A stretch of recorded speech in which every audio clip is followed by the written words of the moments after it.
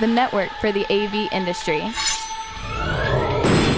What are you listening to? This is AV. This is AVNation. This is AVNation.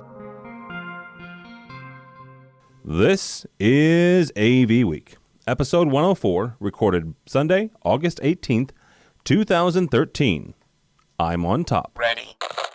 AVWeek. Performing. Scan. Week. Online. This is AVWeek.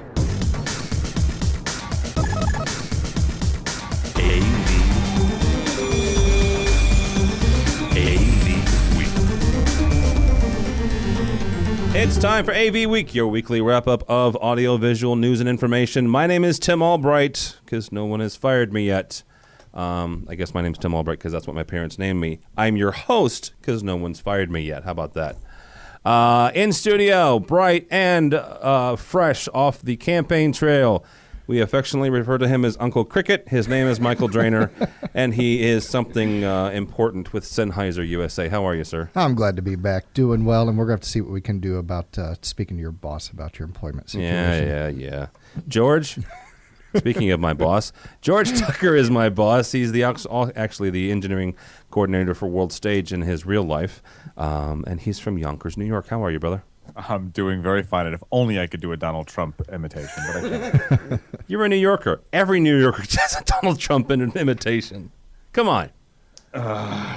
Let's hear it, George. No, it just makes Come me on, upset. Uncle George. All You can do it, right. Uncle George. I don't even watch the show. Come on. I only know about the tagline, and I'm not going to attempt it. Sorry. You're fired. That was more Harvey Firestone. What was that? You're That fired. was Harvey Fire stuff. Like that I could do. I'm ready for my close-up, Mr. DeVille. All right. Just do the whole show like that. Everybody just talk. All right. And from the left coast, from...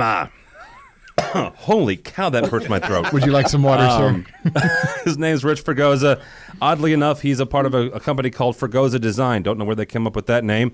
How are you, Uncle Richie? Uncle Richie is sitting up and upright and recovered from a dastardly summer cold. I've discovered that toddlers are the walking petri dishes of the world. You discovered that? Lately, this time around. Yes. They actually are indeed. This week, by the way, we're doing this on Sunday. All of us are giddy. Half of us are drunk. I'm not going to tell you which half. There'll be a test at the end. Yeah, there'll be a sobriety test at the end. It's my upper half. It's very nice. There's a joke there that I refuse to do. We're going to talk about Ubuntu because it's always fun.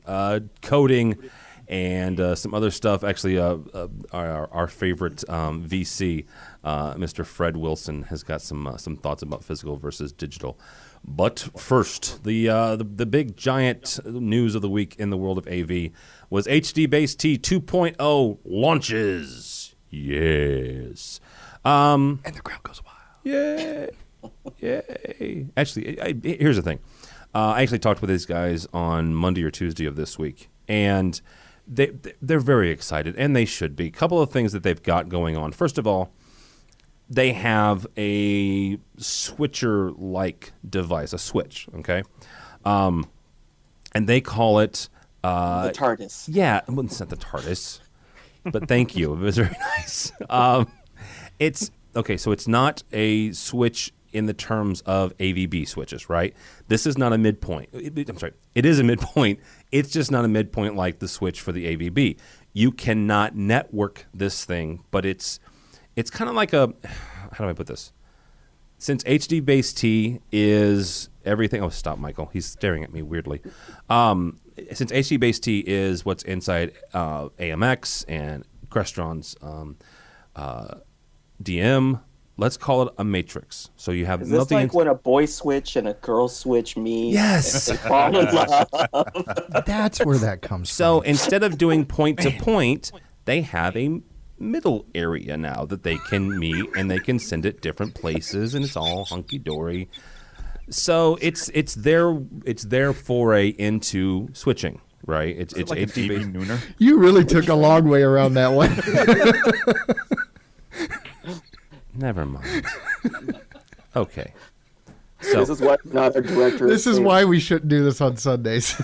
And this is why the three of you shouldn't drink, because I'm perfectly fine. I have a mocha. It's caffeine. I'm with perfectly maybe polar. a little Kahlua. Yes, I don't exactly. Okay, so it's a midpoint, but it's not a midpoint I'm like. on the West Coast. I've got a prescription. I've got. Hey, I'm in Illinois. Give me a couple of months. I got January 1st. I can get a prescription too, bud. So we were talking about HDBaseT. Okay, so a couple of weeks ago we had a very nice person on from AVB, and I made the statement, and I still kind of stand by this, that I used to say that AVB was kind of versus HDBaseT, and I so was trying to make that war happen. And after Infocom, it didn't feel like that was valid. I still kind of don't. But with this revision, it kind of feels like HDBaseT was like, well, we might not be competing with them directly, but we might be. George, first of all, given everything that's in this 2.0, and they say it's for residential because really that's kind of what they're trying to hit on. Are they, first of all, are they headed in the right direction? And if they're not, what do they need to get in the right direction? And if they are, what do they need to continue that way? Well, I think for residential, they're in the right direction. And until, as we spoke a couple of episodes again with the woman from Meyer, until they merge, this is the right direction for them, because they're going to have to find some other outlet for it and make it a natural path. And I think for residential, this works just fine, and they may actually take some market share. I like it. I like it a lot. I think it's a nice mid-level installation product that guys can do some good business with and make some money off of. For pro and something that can compete with, say, how Dante works from Yamaha and the rest, no.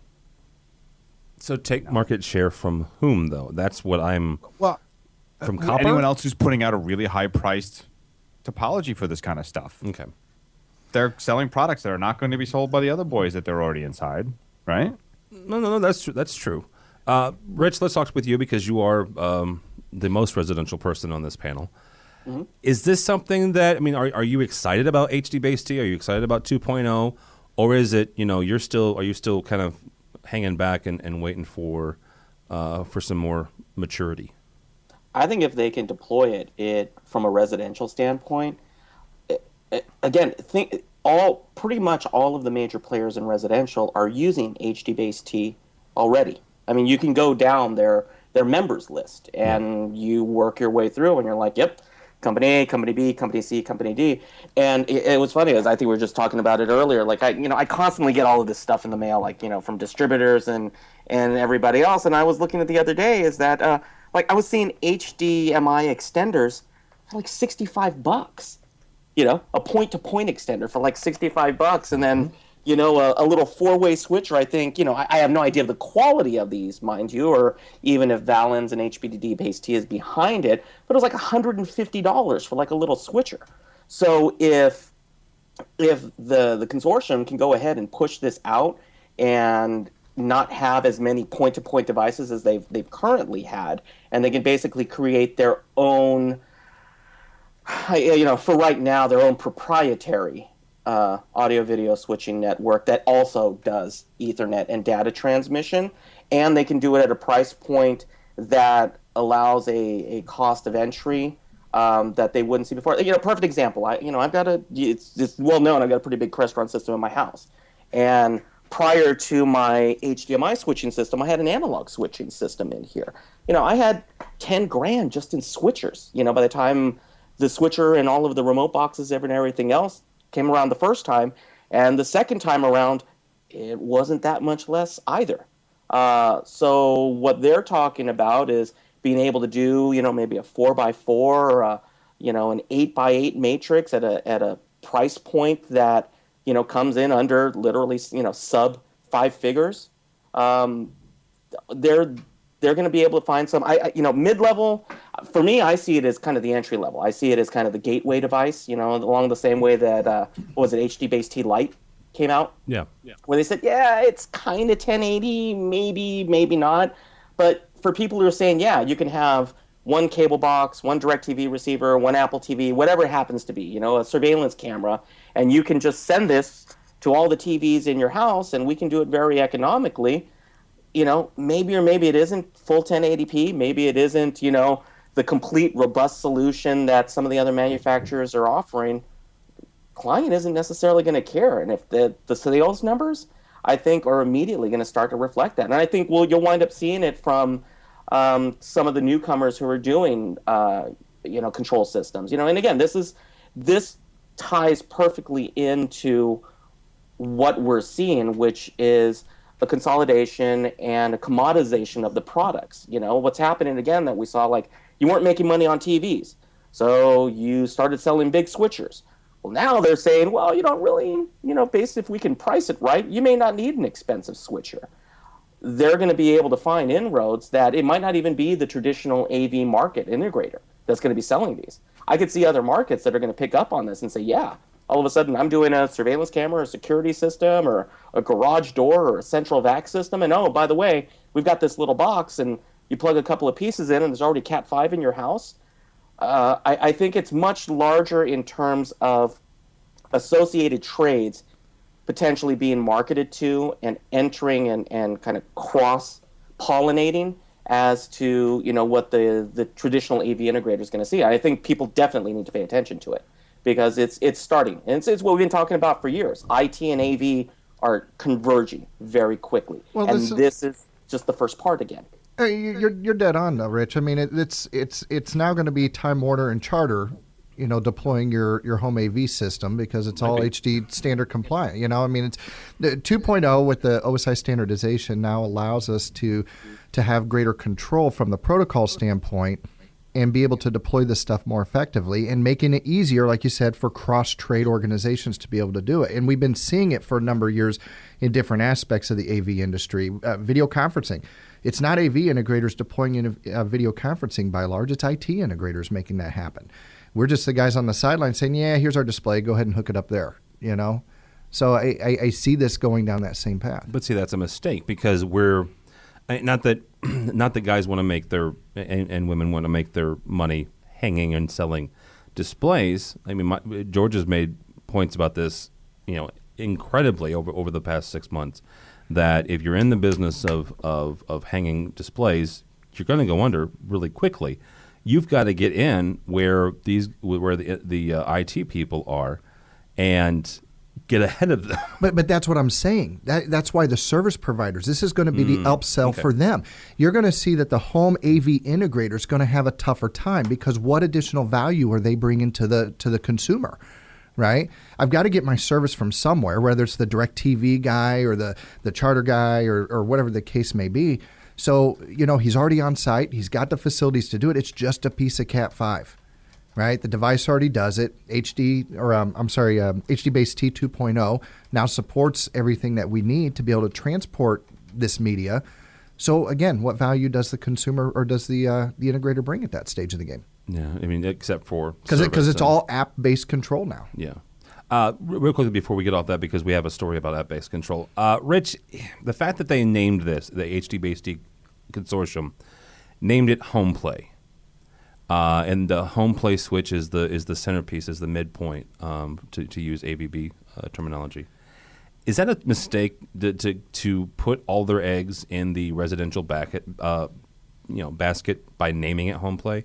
No, I don't, because I think what's going to happen with the 2.0 standard and differentiating it is, and again, I tend to be the lone resi guy here speaking to the market, and I'm even more of the niche because I'm ultra high end resi, so I don't even speak to kind of the entry level market.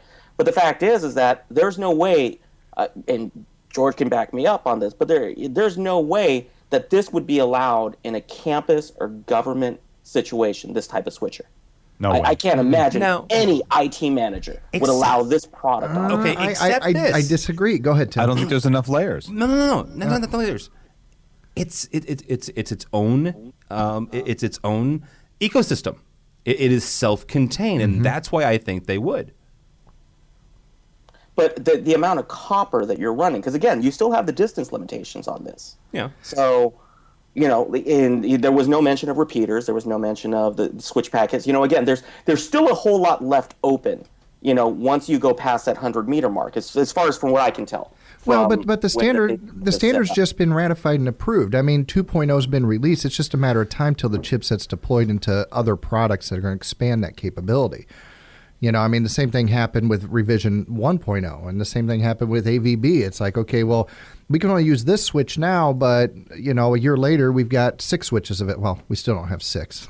No, you don't. We have 2 that can do the job. And I think one of those 2 will do video. But if you think about the typical campus environment, you know, Tim's actually here at the college in the St. Louis area is a good example. A lot of these systems are standalone systems. They're within the room. They really don't need to matrix outside of that space. And as you continue to grow and expand, you can always bring stuff in from the outside, you know, if you need that 1 or 2 items. But by and large, it's in-room switching and routing. Yeah, it is. And that's the thing is, unless you're talking about, you know, divisible rooms, or you're talking about a building, let's take a science building, or we have a nursing facility on our campus where we have, let's say A&P classes. A&P, anatomy and physiology classes, are historically, they're booked, they're on waiting lists, they're the waiting list, people are on waiting lists, right? If you can have a way where you can take one professor, one instructor, one faculty member, and cascade that same video and that same presentation to several different lecture halls within our nursing facility, that would be something that our nursing faculty and staff would find a very big benefit for. Then I would see the video and the presentation getting outside of those lecture halls.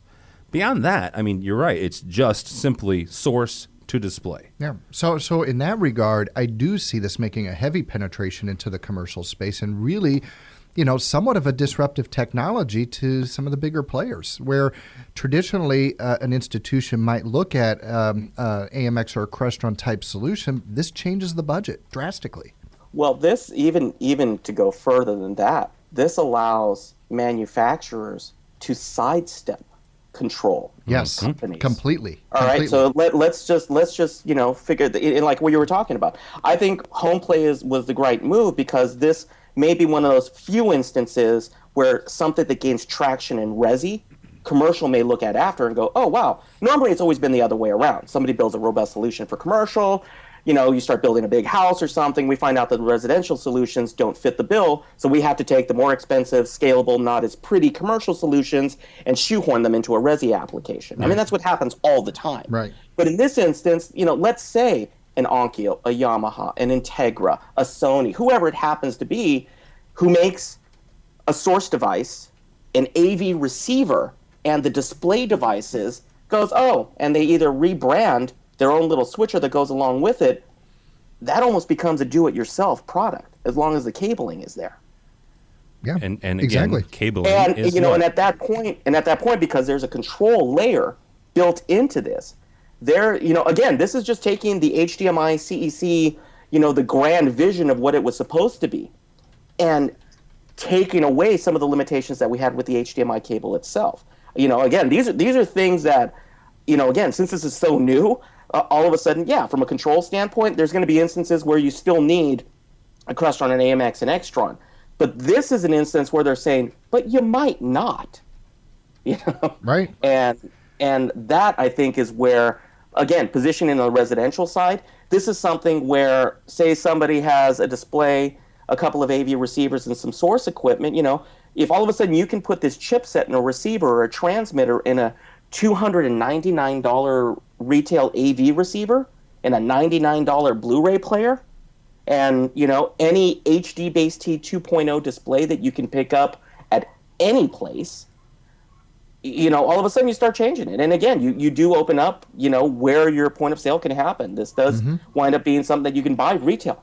You know, you can buy from Amazon, and you can put it through that. You know, again, you know, are there instances where you still need a professional integrator and everything else? Yeah, that's great. But, you know, DirecTV uses MoCA technology. They use their data over coax. There's no reason why, if they looked at this a little bit closer and went, wow, we can do our home sharing over Cat5. That's pretty cool. Exactly. Yeah. So, yeah, in this instance, you know, I think it's a smarter play? Yeah, because I think they can get faster traction and buy-in from associated manufacturers, because there's more of them than would be found in the commercial space. Because the commercial space is saying, we've already got these expensive ones that we're selling. Now what do we do? Well, and is it also kind of the whole, get acceptance through the home, kind of like the whole iPad BYOD movement, where integrators who are dealing with the professional market, the commercial market, are seeing CEOs and people that work in Fortune 500 companies saying, I want to show X, Y, or Z from my tablet or from my phone because my kid can do it at my house. So, the HDBaseT may be taking the approach of, do some guerrilla marketing and get in the people's homes, and then eventually they'll want it in their boardrooms. You get wider adoption with that philosophy. Yeah, absolutely. Most definitely. By the way, I have just a generic question. It's somewhat rhetorical and somewhat snarky. Can we stop calling AMX and Crestron a control company? Because they're not anymore. I mean, they do that too, but they do so much other stuff. What was it? Somebody said Crestron's something like 30 or 40% of their revenue. It's not control anymore. It's all DM. Is DM. It's all DM. Yeah. So I just again, rhetorical question. Moving on. You're listening to AV Week. Rich Fregosa, George Tucker, Michael Drainer, and some Yahoo named Tim Albright. That would be me. From Electronic House, integrated control versus multiple apps for home automation. And the pretty pictures that the guys at Electronic House, I shouldn't have said guy because it was Lisa Montgomery who wrote the piece, but the fine lady who wrote the piece, the pretty pictures that she put up here was pictures like Nest and just different apps for home control. There's one for IP video. There's one for your Blu-ray. So we have 1,000 different devices and 1,000 different apps. Or you can do integrated control. Uncle Richie, since you are the our token resident Resi guy, we'll start with you. And you've got obviously you have a dog in this hunt because you would rather someone put in an integrated control. But let's talk about entry level systems or even mid level systems. Is there a case for multiple apps for home automation? Yeah, absolutely. I mean, again, the do-it-yourself. There's people who, from a point of entry, it can be their gateway. It's kind of a sticking point. And I think it was spoken about in this article. Actually, I had more fun reading the comments to the article than the article itself because they brought a lot of very valid points to it. But this is no different than what we had in the 80s and 90s when we talked about remote control clutter. You could walk into any conference room, you could walk into any home, and every device had a remote control. And so, yeah, technically you could pick up the remote and hit input, turn the light, do this and the other thing. All that's happened is it's been consolidated into into either a tablet or a mobile device. And the problem is, heck, I'm looking at my own phone. I've got 4 pages of apps, and that's with them nested inside folders. So I probably have somewhere in the neighborhood of like 100 apps sitting on my phone. Sometimes the hardest thing for me is to find the app half the time. I'm right there with you. Hey, Rich, you can nest those in one folder, by if you drag them and. I know. Even then, I still lose it. So it's like, I should hire a technology expert. How many apps can you nest? You need a digital concierge is what you need. Exactly. There you go. There we go. I thought that's what Siri was supposed to do. No, that's what Rich is. Oh, there you go. And so I think what happens is that it's a very good way for people to start, if only for the reason to get frustrated. Nice. So they could call Mr. Fregosa. Oh, man. Call somebody. Again, theoretically, we could all change the oil in our cars. We could all rotate our own tires. There's lots of things that we can all do ourselves that we're well within our abilities to. I view kind of the separate apps for each device the same way. You could do it, and you have to decide what your time is worth, what your frustration is worth, and how much or how little value you place on something that becomes more intuitive and tailored for your use. And that really is the diverging point that we try to explain with it, which is, do you want to adapt to all of these programs, or do you want the program to adapt to you? And that is the critical decision point.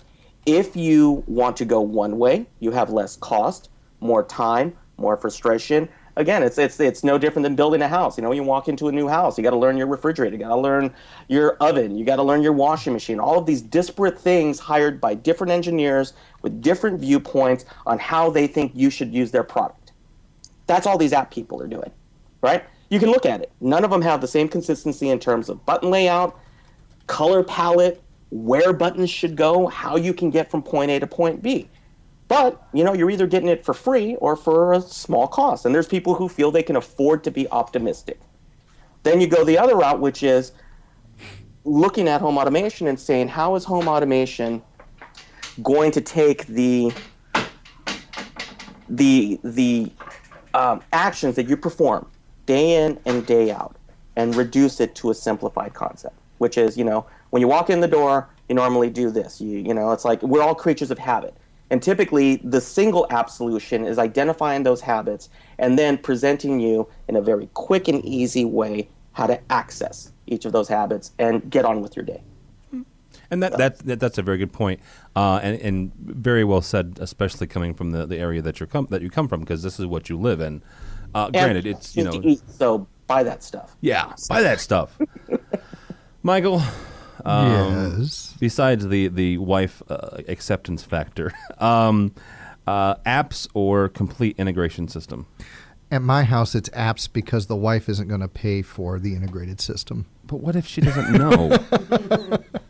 No, actually, you know, I'm kind of with Rich. I think it really comes down to how long are you willing to live with the pain of the 8 remote controls, 10 remote controls. How many? Okay, stop for a second. How many remote controls do you have in your? Because I've been to your house in your the family room, the downstairs. Yeah. So 1, 2, 3, 4, 5, 6, 7, 8, about 8. Good night. Wow. All right, continue. I want an app for that. Yeah, you do. Rich, can we work out a barter agreement here? Help me with Absolutely. some programming. We run deals. No, you know what though? I think Mr. Fregosa hit it on the head though. It really comes down to how long are you willing to live with the pain. And, you know, for us personally, we just haven't hit the point where the pain was enough to justify the expense of going forward with the full programming control system, whatever the case may be. Now, remember, I used to be an integrator. I sold Crestron. I sold AMX. I had access to all of it. Mm-hmm. And it was just more of a time issue for me than anything else. But you think about it, 90% of the time, at least in our home entertainment space, we use one device. It's a satellite receiver. Yeah. You know, we'll kick over to the Apple TV, we'll watch some Netflix, the kid will watch some movies. That's about it. It's really those 2 devices 90% of the time. So, you know, for us, it just doesn't make sense to go that route. Now, once I get my Nest in place and we start doing some other stuff in the house, then we'll see, right? It'd be really nice to have the near-field device capability to walk in and to change settings based on, you know, criteria that you pre-specified. But, you know, again, it's all about pain. You know. Well, and it's value, and, yes. and a big part of it is that, again, you have a high price of entry for a lot of these things initially. So when you're dealing with that kind of entry point, you've got people who are saying, no, I'm not. You know, I just spent $800 on this display. I spent $500 on this. I'm not going to spend X amount on top of something just to control it because it technically doesn't do anything. You know, we've heard that before. It's about the quality of the experience that you're creating at that point, you know? There's people who buy a Honda, there's people who buy a Porsche. You know, same thing. They find values from getting to point A to point B. And you know, when you take the experience into effect, it's not a good experience to have to hunt for the remote that you want. No. And you know, there's a lot to be said for that. And I run into the same thing. You know, somebody will spend $5,000 on a new Ibanez, you know, bass guitar, and they won't spend $30 on the right mic to put in front of the cab, and it's you know, it's an extension of the instrument, and likewise, the control mechanism is an extension of the device and the experience that you choose to live. Now, for me personally, I just want to sit down and watch my show. The experience as to how I get there isn't as important to me as an individual, but to some people, that's a big deal.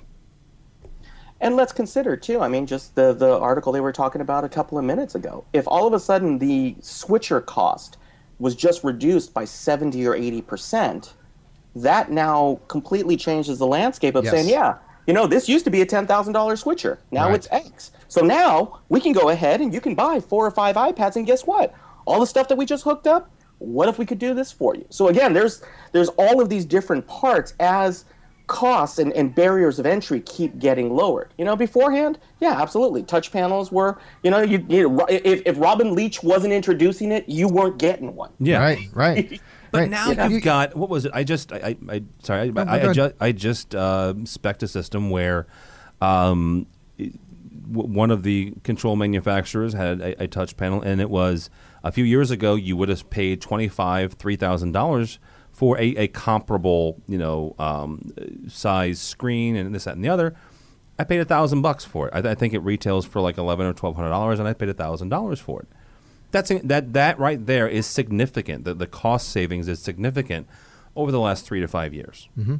My question is, we're talking about developing centralized control, a unified app to control multiple devices where you may already have an app.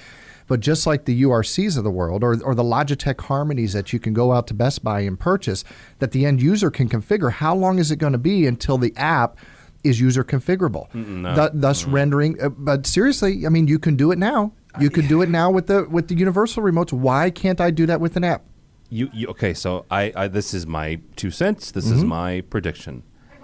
I don't ever see AMX or Crestron ever allowing the end user. I'm not talking AMX and Crestron. Okay. I'm talking about all these home device apps. I've got my Okay. Nest. I've got my Pioneer. I have my Samsung. I've got absolutely. all these other devices. I mean, that can transform the Resi market right there. But a just like universally Rich said- programmable app. But just like Rich said, he's got 100 apps. Right. What you're looking for is the Logitech Harmony App of apps. Right. Yeah. And there's a couple of companies that have tried. I mean, there was a company called Orange. Peel was one of the first ones who released an That's app a really good for- pizza. It is a really good pizza place. who tried to release a device for it, and there are companies that are already pushing for it. I mean, URC is going down that line. There's companies we've seen, Bitwise, Command Fusion, et cetera, who are strictly living within the device itself as much as possible, and then reaching out over to other devices over IP, or they maybe have a little IR dongle attached to it. Again, for the do-it-yourself market, there's always going to be that inroad. The problem, though, again, is it's the old joke of the flashing 12 o'clock on the VCR. Mm-hmm. Many of these people just don't want to be bothered with it. So unless you can, the problem is not getting the control. The problem is amassing a database and figuring out all the things that can go wrong that a user will go through. It's like we always have the running joke that control is really 20% of the time 20% of the time we're doing something. 80% of the time we're just making sure you don't break it. Yeah, that's valid. That's valid. And that's really the elegance of a good control system. A good control system anticipates when you're going to go down the wrong path and puts you back on it. A bad control system just says, go for it. or puts roadblocks or diversions for when you do go down the wrong path. It circles you back around to where you should be. Hey, by the way, has anybody seen George Tucker? No. You got anything on this, Georgie? Apps or the whole shebang? Anarchy! Everyone should run Unix. That's it. No, that's Anthony Zotti. That from is our Tony other show. Zotti. Yeah. That is his place. No, We're just waiting for the solar flares to hit. I do run Ubuntu. Oh, Ubuntu was like Fisher Price in the whole Unix world. You might as well Listening to all this, run all I hats. can think of is it's like 50 Shades of integration. It's like Very nice. I'm on top. Oh! Come on! No, you did not just do that. That's today's title. Which one? 50 Shades of Integration or I'm on top. but yes, I think all the arguments are fair and measured here about what's really going on, and that you don't. It is the remote clutter. But my question really comes down to how long. Something you guys have all said as well. How long? How long before the Apple or similar ecosystem starts to take over, or the HDBaseT ecosystem takes over, or AVB? How long before someone gives you the ability to integrate all of those disparate applications into one? And that is my question. How long? I don't think it's that long. I don't either, because you've got okay. So I always forget the name of the Canadian cable company. It's not Cox. It's Rogers. Rogers. Roger. We talked with Matt Scott before. We're sorry. Yeah, their tagline is, "Your cable. We're sorry." We're sorry. Yeah. But they're already starting to put in control-ish systems, right? These are not AMX. These are not Crestron. These are not fully integrated systems, but they're starting, right? And I don't see where it's too much of a leap to see Cox or Time Warner or Charter here in St. Louis. God help us all when they start doing it. Or even Dish Network and DirecTV, where they start, putting together these packages, and maybe they're powered by Apple, or maybe they're powered by Linux, or maybe they're powered by some other OS, but they start getting all these guys together because all of these devices now live on the net. They all have an IP device. You give something an IP, address.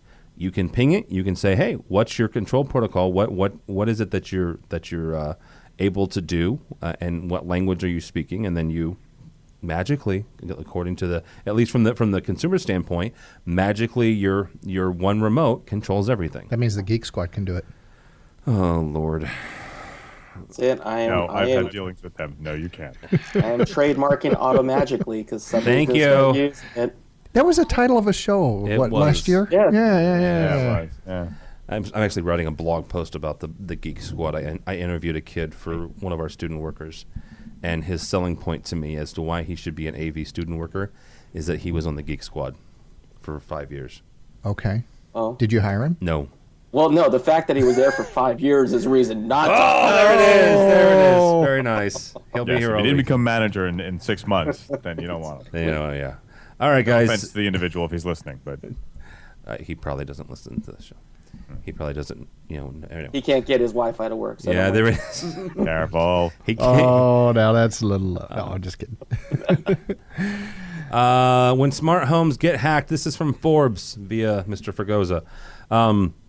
It's a story from Kashmir Hill about this person basically creating a haunted house from poor or of some poor stranger's home. And they did so just by hacking the house. Now, was it last week or week before last? We talked about the Black Hat conference where they were starting to hack smart homes and smart devices.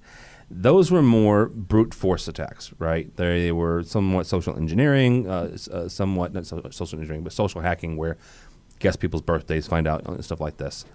And we asked the question: should we start getting more stringent and a little bit more, just be more aware of our devices? I mean, if somebody hacks my home, the smartest thing I have in my house is a Nest, but that's it. I mean, I don't have a Crestron or an AMX system in my house, so they could hack my Nest and turn my heat up, I guess, if they wanted to. But as devices come online, there are LG refrigerators, right, that are IP enabled. There are obviously IP security cameras, which we're going to talk about here in a second. There are security systems that you can unlock people's doors, you can raise and lower garage doors. So this is an actual concern. George, when it comes to security, and we've talked with both people from AMX and Crestron and AMX and everybody, all of them, without fail, most of their response is encapsulated in something along the nature of, well, why would somebody want to hack an AMX system? Because I can. Exactly. It's why would they want to do that? We were talking about the Stuxnet virus about a year ago. Mm-hmm. And the Stuxnet, if you don't remember, it was a virus that was in the Iranian nuclear facilities, and it had hacked their nuke facilities, and it was something that gave you access to an enclosed system, similar to an enclosed control system. And so I asked the question, and that was one of the answers I got, was that who would want to? It's just who would want to just turn on your lights? Well, Now that we're attaching other things to it, that's who would want to. Bad people doing bad things, or The disgruntled neighbor. the disgruntled neighbor who wants to turn off or turn on your stereo The at 2 kid o'clock down in the morning. street who wants to do it just because he wants to do it. You can. Yep. So, George, how do we do this? How do we protect ourselves? Well, the first thing, I mean, look, if you read the article about Insteon where they said, oh, look, it never required authentication. There was no encryption. I mean, these are silly, basic things. I think we've talked about this, and I think they've talked about this on the State of Control show on AVNation here, about how so many people think 1234 password or very simple authentication is going to actually protect them. I have a clue for you. It won't. But when I was working for one of the major manufacturers, we talked about this a lot. And if you do everything that you're supposed to, and it's authenticated, and you're doing the NAT, and you're doing all these other things that you're supposed to protect yourself with, the likelihood of anyone other than one of the original programmers being able to hack in and parse this specific code, this very unique and very small community, let's admit it, code, is really unlikely.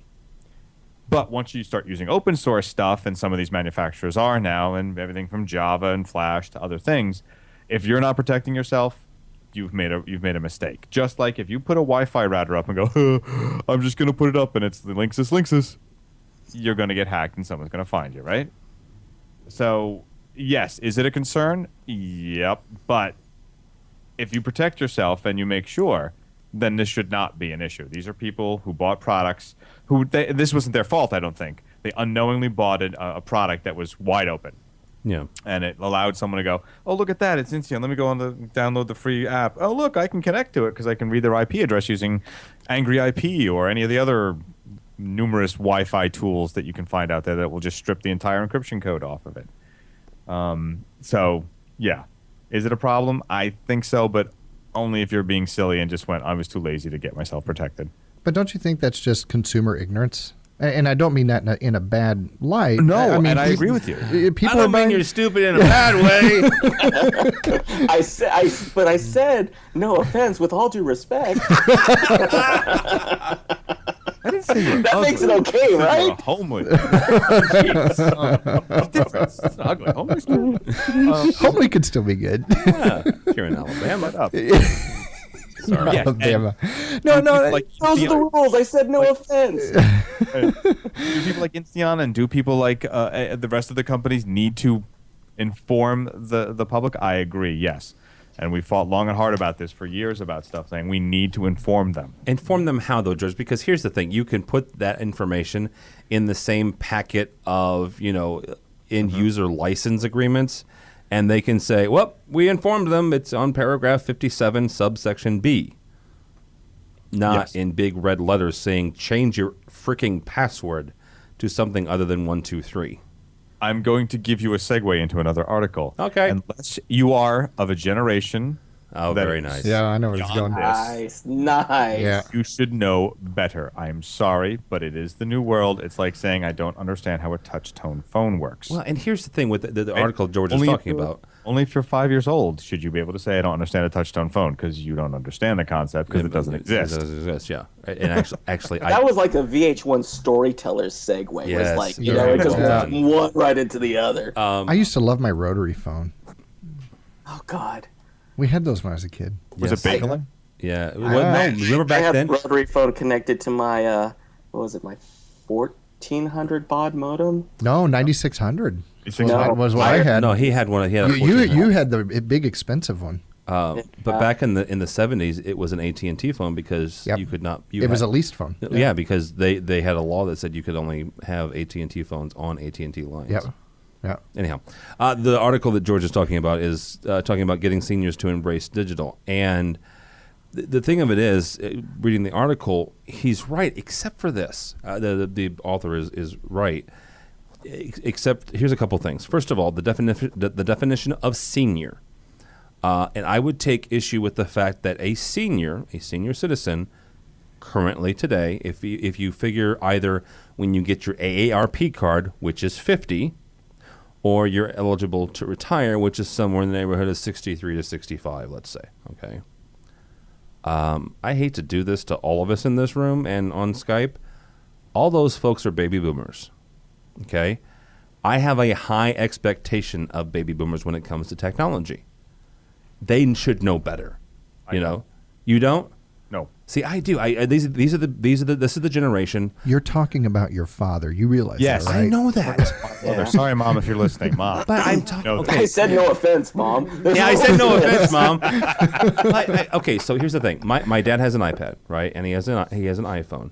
He is growing up. I'm the one who changed the VCR setting. I mean, Rich mentions the 12 o'clock. I'm the one who changed that, right? I never expected my father in a million years to understand email, understand anything with computers. And as technology has gotten simpler, that generation has gravitated to it and has embraced it. My father-in-law, who is a big gruff bear, he's been a business guy for 150 years, right? Actually, he's the same age as my dad. He's way beyond a senior then. Yeah, he's the same age as my dad. But he gets technology in the general sense, right? I expect more out of them than 123 password. But there's a difference though. You're talking about the level of being able to comprehend and consume technology versus the level of being able to deploy and implement in a safe and secure manner.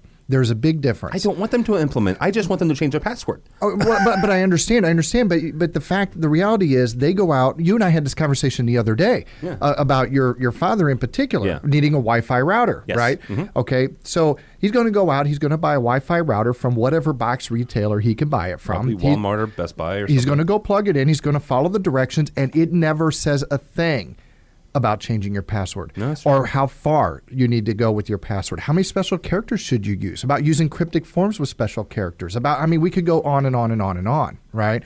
So, the problem is it's readily available. There's not good education out there, not only for the seniors and the boomers, who are the boomers, by the way, as well as for our generation in understanding the security risks at play. Right? In my own neighborhood, I can't tell you the number of neighbors I've got who have unsecured routers, who just plain old don't know better. So how do we teach them? That's what it comes down to. Well, and the difference is, again, it's like if you take a look at anything that's deployed by any of the, like my local cable companies, their default is default to secure, not default to unsecure. Right. They default to secure. So it becomes a conscious decision on your part to go unsecure. I think part of it is I live in California and will sue anybody for any reason whatsoever. Right. So, I think a part of that, it forces, and that's always my feeling is that, oddly enough, I think it was probably 10 years ago, one of my systems was crashed by a DDoS attack. Just a random one, And this was when the control systems were just starting to get IP cards in them. They weren't. It was like a card you had to put in to make IP work on it. And sure enough, they had defaulted to like a standard internet port. It was port 80, HTTP. And sure enough, for whatever reason, in the city that we were in, some hacker decided he was just going to start crashing his way into every IP address he could find around, and wound up causing our processors to crash. I'd never seen it before. But you know what? You know what, though, Rich? You bring up a really good point, and that the default is to secure. And when you do that, the onus is on the manufacturer or the deployer to make sure that device is secure. And I blame the manufacturers for this one. Why isn't LG or Samsung requiring that their refrigerators can only authenticate to secured networks? Why is it that Nest is allowed to operate freely on an open wireless? These things just should not be able to happen, in my opinion. And you can't rely on the consumer to be able to stay up to speed on all the latest attacks and the different encryption algorithms and all the different types and methods of securing devices when we as professionals have a hard time keeping up with that. So again, I throw that back to the folks that are building these products, making sure that they're built to operate in a safe and secure manner, not by option, but by default. But that also assumes that the consumer then can set up a secure.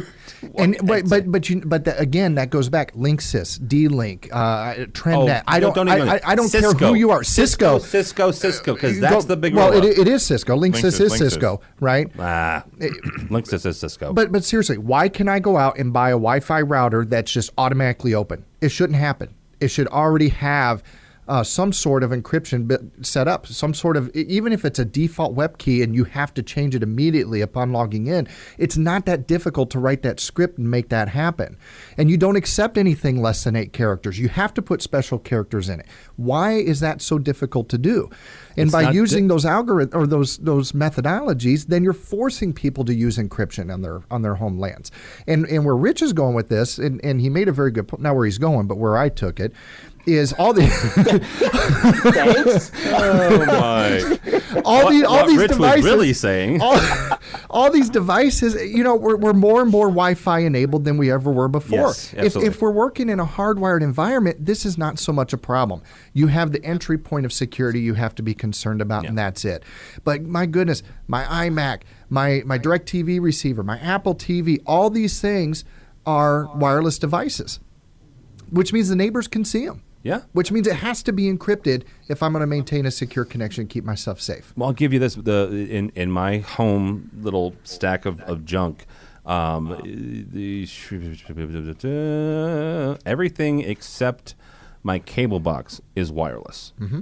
My Apple TV, my Blu-ray player, and the Xbox are all wireless. Right. They all connect wirelessly. So I can sit out in your driveway and I can see every one of those devices. And my Nest. Right. Yeah. Right. So if you're not running some sort of encryption, and let's face the facts. Yeah, I could sit out there long enough and analyze your data and crack your web key, whatever the case may be, right? But somebody's got to really want to do it, and they've got to know what they're doing to be able to make that happen. Yeah. Wow, that was a good one. Let's see what else we got here on the stack. We only got time for a few more here. We never did do our AV security show, did we? You know what we didn't? We need to revisit that. Revisit that, yeah. That might be a good spin-off out of A State of Control. By the way, Rich, we are taping that tomorrow. So yeah, I know. Yeah. Actually, we're just going to change this to the whole Logan's Run view of automation. There we go. Right? Nice. Let's hit this one since we're already talking about security and stuff. IP surveillance. It is the next gold mine, according to CE Pro. That is this from our buddy Jason Knott. Typical residential CCTV system has 4 or 5 cameras. And these guys are running $20 to $25 a month per camera for the service. Now, Rich, you were on a Infocom today a few months ago, talking about service contracts and getting the end user their head wrapped around this. And honestly, I still think it's getting the accounting department their head wrapped around this whole recurring revenue system. How do you talk to people when it comes to service contracts, when it comes to extending the relationship beyond here's the keys to your fancy schmancy AMX system? How do you talk to them about stuff like that?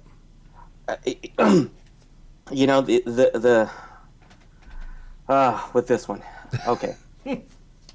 I had an interesting take on this article, okay. So I'll come back to it. But with it, it's like anything else. Is that how much do you want to be bothered? Do you want to call me when there's a problem, or do you want me to take care of a problem before you know it? It's again, I'm like Captain Analogy. It's like the OnStar version, or it's about the self-diagnosing device. It says, oh, I've got something wrong. Let me take care of it for you. Let me provide you the convenience. Let me do all of the things so that your lifestyle isn't inconvenienced. It always comes back to what is your peace of mind? What is your frustration level? What are all of these things worth? These are all the things that you could do on your own. Step, step, step, step. Now, if there were a way that you didn't have to worry about that, and for X amount a month, it never became an issue, and if it was an issue, somebody comes in, knocks on your door, or sends you an email and says, hey, I need to come by in the next 48 hours to do A, B, and C, would that be of value to you? Client looks and says, yes, it is, or no, it isn't. Typically what happens, the one who says no, it isn't, when they have their first problem, then they decide, oh, maybe that made sense. Case in point, electronics have the innate ability to break at the worst possible time. They have a sixth sense about it. They have a sixth sense about it. I can't tell you how many holidays, barbecues, bar mitzvahs, graduations, et cetera, that 24 hours before the event, I get a panicked call, that something went weird. Fortunately, now we're able to go in and say, hey, we're seeing this happen beforehand, and we get little email or text updates that something's starting to act hanky. But it's with electronics, again, it's like a vehicle. It's like anything else. It's not a matter of if it breaks. It's a matter of when and what our plan is to get you back up and running in the most efficient and painless way possible. That's really about all we do. We're facilitators. We make things, and especially when it comes to entertainment. And again, let's go back to it. There's a lot of stuff that I do is entertainment. I'm not necessarily performing open heart surgery here. I'm making sure you get HBO. That's about it. It's like I'm making sure that you got the premiere of Duck Dynasty on Wednesday. That's my only job right now. And so with somebody who's making an investment, and again, it winds up being consummate with the investment. They spend 4 figures, they're going to have X amount of expectations. 5 figures, heightened expectations. 6 and 7 figures, much higher expectations, because the conversation always comes down to if something breaks. Well, I spent X, I expect X. It's no different than what happens when, again, it's if you buy something from the used car lot as opposed to you go top of the line Mercedes-Benz, there is a certain experience that you're used to. Going to this camera thing, basically what they're talking about with the camera thing is they're saying, hey, look, you should not worry about people freaking out about a $4,000 investment or a $2,000 investment for a surveillance system, and they have to buy the network recording unit. Go ahead and sell them a service contract like the security company does, and you store the video for them. And that way they only have to spend X amount a month, and for every customer that you get, that's free money. It's printing money for you.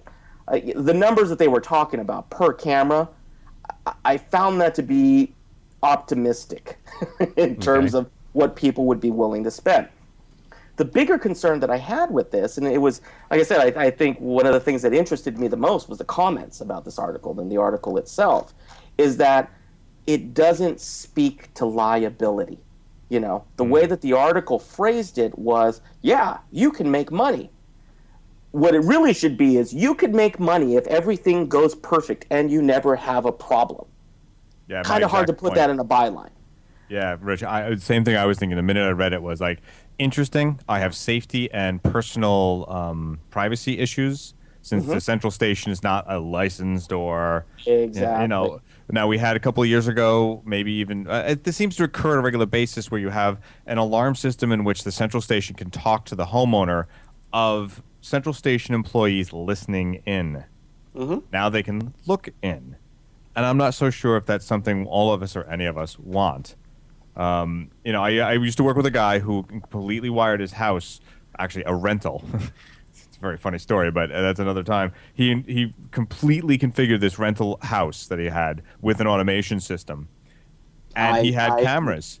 I admit to doing the same thing. You're right, and he had cameras.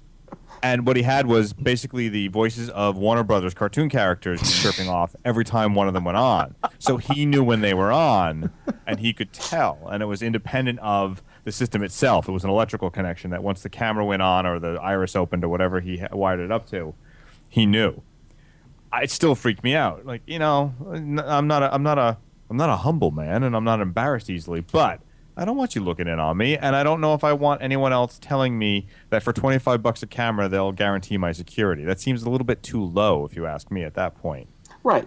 It opens up, and I think the thing that occurred to me is that, again, this article is in CE Pro. Primarily, the focus of CE Pro is AV integrators. It wasn't in security contractors news. It wasn't in surveillance guy news.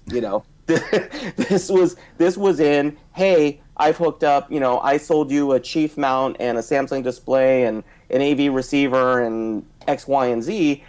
And the article basically says, and you too can make this. Because again, I mean, literally, that's part of what I think what it said was, hey, consider $25 a month per customer, and you get X amount of customers. That's free money. It's not, and that's the thing that concerned me, is that they're, like you were just talking about, is that how do you monitor it?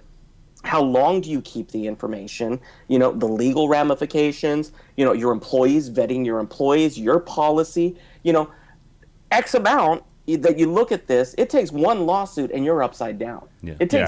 It takes the thought of one lawsuit and having to defend yourself. Well, and quite frankly, $25 a month per camera isn't enough to justify that.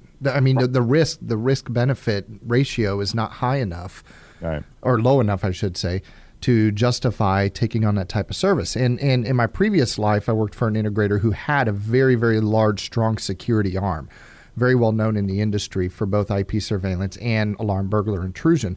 And this was a point of discussion many, many, many times in providing hosted video surveillance offerings into the commercial space.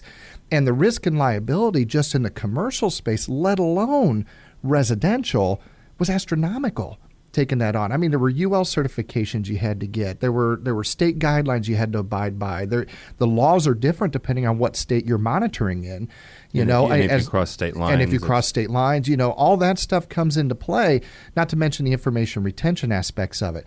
Now, I can see for an AV integrator, a good solution would be to lease a storage solution that resides at the residence that we can remotely monitor the health of, without necessarily seeing the content.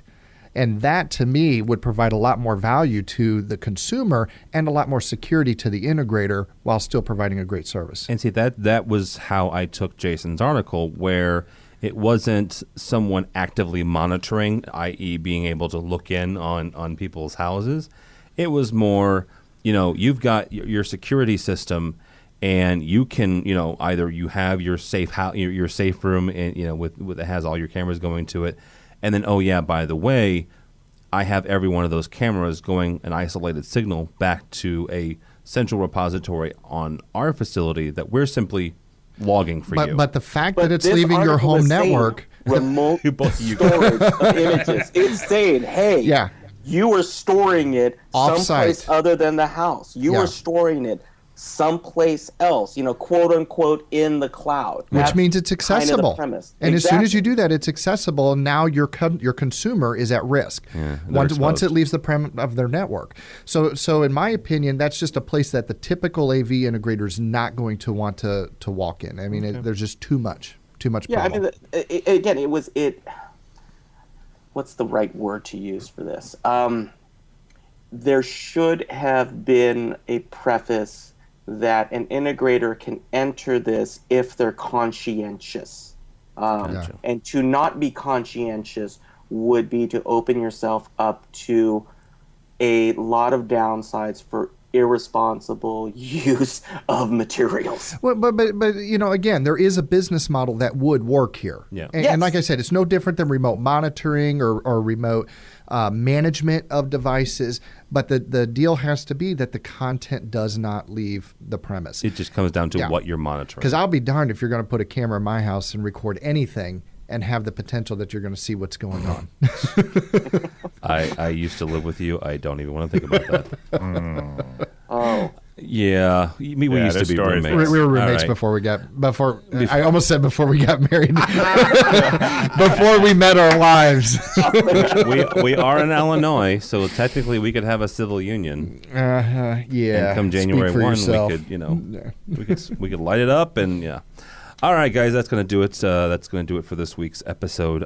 With us has been my former roommate and apparently civil partner, Michael Drainer from Sennheiser USA. How can people get a hold of you, find you, buy microphones from you if they'd like? Absolutely. At Michael Drainer on Twitter. You can also visit SennheiserUSA.com or my blog, which hasn't been posted in about 2 years, michaeldrainer.com. Well, but we're going to change that. You're going to change We're going to change that. We're working on some stuff. Also with us, Mr. Rich Fregosa from Fregosa Design. How can people get a hold of you, sir? You can find me on Twitter at rfregosa. You can find me on the website at fregosadesign.com. And also, make sure CEDIA Expo is coming up in about 5.5 weeks.